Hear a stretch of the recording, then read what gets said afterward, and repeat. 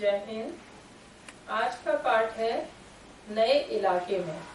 इसके रचयिता हैं अरुण कमल। इन्होंने बताया है कि किस तरह से दुनिया क्षण क्षण प्रति पल पल बदलती चली जा रही है। हर जगह नए निर्माण हो रहे हैं। एक दिन पहले आप देख करके जाएंगे कि कुछ और था, कुछ ही दिनों में वहां पर कुछ और बन जाता है। नया निर्माण होने के कारण जो पिछली यादें स्थिर की जाती हैं किसी जगह को पहचानने के लिए, वे पहचान चिन्ह फीके पड़ जाते हैं। इस पाठ में उन्होंने बताया है कि जो एक ही दिन में पुरानी पड़ जाती है दुनिया, इस बात का बोध कराती है कि जीवन में कुछ भी स्थायी नहीं होता। सब कुछ अस्थिर है, प्रतिपल बदलने वाला है। इस पल पल बनती बिगड़ती दुनिया में स्मृतियों के भरोसे नहीं रहा जा सकता। यदि हम केवल पुरानी याद को ही मन में रखकर किसी दूसरी चीज को ढूंढने चलें, तो उसके आधार पर हम उस वस्तु को प्राप्त नहीं कर सकते। उसके लिए हमें तात्कालिक प्रयास अवश्य करने पड़ेंगे। अपने खोज को निरंतर जारी रखना पड़ेगा। इसी तरह नए बसते इलाके में जहाँ रोज बन रहे हैं नए नए मकान, मैं अक्सर रास्ता भूल जाता हूँ। लेखक कहता है कि कवि कह रहा है यहाँ पर कि जिस नए बसने वाले इलाके में वो जाता है, एक दिन जाकर वहाँ कुछ पहचान के चिन्ह बनाकर आता है कि अच्छा यहाँ पर एक मोड़ है, एक टूटा हुआ घर है। इस तरह के कुछ पहचान चिन्ह बनाता है। जब वो अगले ही दिन फिर से जाता है उस बस्ती में या कुछ दिनों के बाद जाता है, तब वहाँ पर ये वातावरण का एक नया ही रूप देखता है। उसके जो पिछले यादगार के चिन्ह थे या पिछले जो स्मृति चिन्ह थे, उनके आधार पर उसको वह स्थान ढूंढने में कठिनाई होती है। इसी प्रकार धोखा दे जाते हैं पुराने निशान। खोजता हूँ ताकता पीपल का पेड़। अब कवि ने एक स्मरण चिन्ह बनाया था कि जहाँ इलाका बन रहा है उस स्थान पर एक पीपल का पेड़ है और उस पीपल के पेड़ के साथ ही एक टूटा हुआ सा घर है और उस टूटी हुए घर के पास एक खाली जमीन का टुकड़ा पड़ा हुआ है।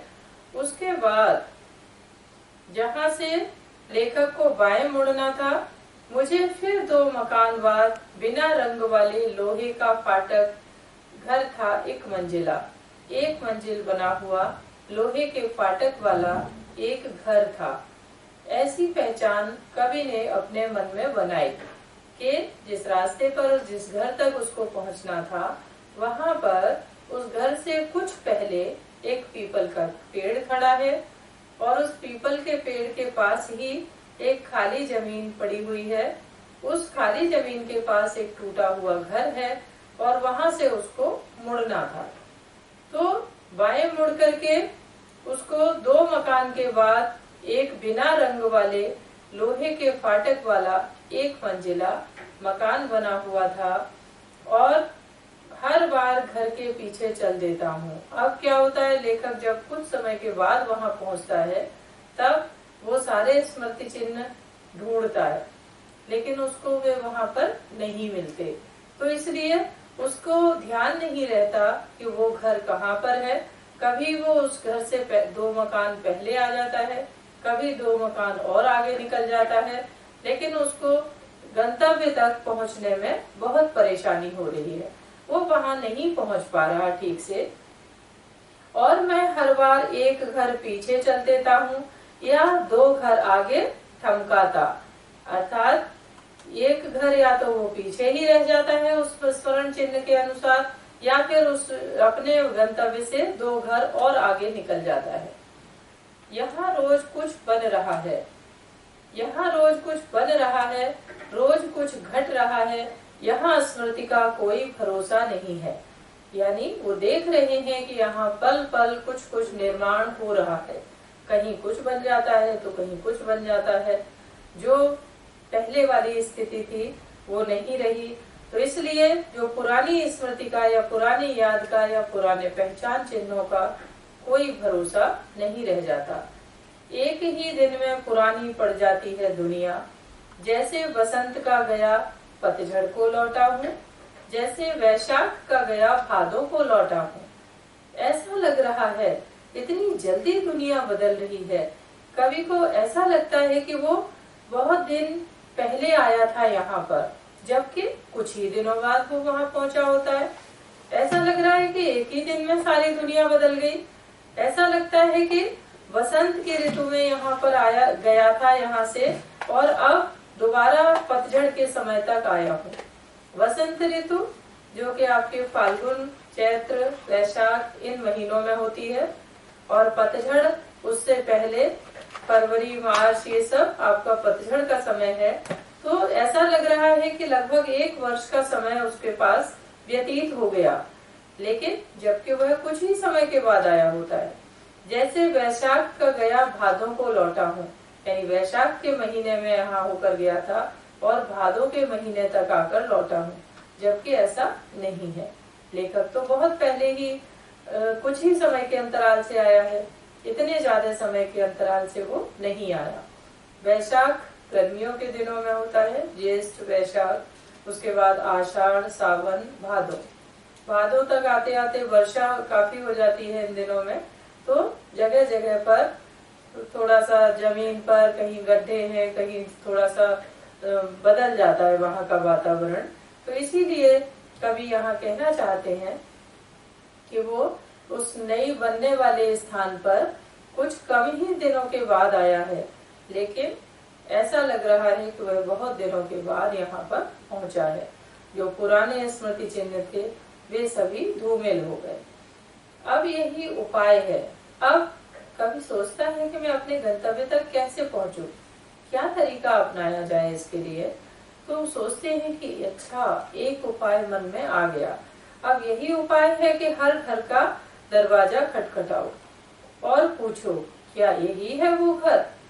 अब उनके मन में एक विचार आया कि प्रत्येक घर का दरवाजा खटखटाया जाए और हर जगह जाकर के अपने जहां उनको पहुंचना था उस घर के विषय में पूछा जाए। लेकिन वो देख रहे हैं कि समय भी उनके पास बहुत कम है। शाम होने वाली है, आकाश में बादल छाए हुए हैं, ऐसा लग रहा है कि अभी वर्षा हो जाएगी। तो उस वर्षा से बचने के लिए उनके पास बहुत कम समय है। अब चला पानी ढा आ रहा आकाश, ऐसा लग रहा है कि बहुत तेज वर्षा होने वाली है। तो इस समय पर किस तरह से अपने आप को बचाएं और जल्दी अपने घर तक पहुंचें। तो वो सोचते हैं कि अब ऐसी स्थिति में शायद कोई उनको पुकार ले। अब तो यही सोच रहे हैं कि ईश्वर कुछ ऐसा करे जो कोई पुराना जानने वाला कहीं दिख जाए और दूर से ही आवाज दे दे, तो उसे देख करके वे अपने गंतव्य तक पहुंच सके और उसको पहचान ले, तो वो व्यक्ति उनको उनके गंतव्य तक पहुंचा सके। अब इसी ईश्वर के भरोसे पर कवि वहाँ अपना प्रयास कर रहे हैं। आप सभी देखते हैं कि हमारे चारों तरफ ही कहीं न कहीं कुछ न कुछ नित नया निर्माण हो रहा है। यह कविता इन्हीं सब परिस्थितियों से अभिप्रेरित है। नए नए बस्तियां बस रही हैं, नए नए मकान बन रहे हैं। जहां हरियाली थी वहां पर आज फ्लैट खड़े हो गए हैं। तो इस तरह से उनको उसी परिस्थिति के साथ तादात्म्य करते हुए कवि ने ये कविता लिखी है। इसको पढ़कर आपको ये पता चला होगा कि कविता किस तरह से आपको नए जमाने के विषय में बता रही है। आज किस किस तरह पल पल प्रकृतियां बदल रही हैं, परिस्थितियां बदल रही हैं, और हमें पुराने स्मृति चिन्हों के आधार पर ही भरोसा न करके हमें अपनी नई जानकारी भी हासिल करनी चाहिए। धन्यवाद।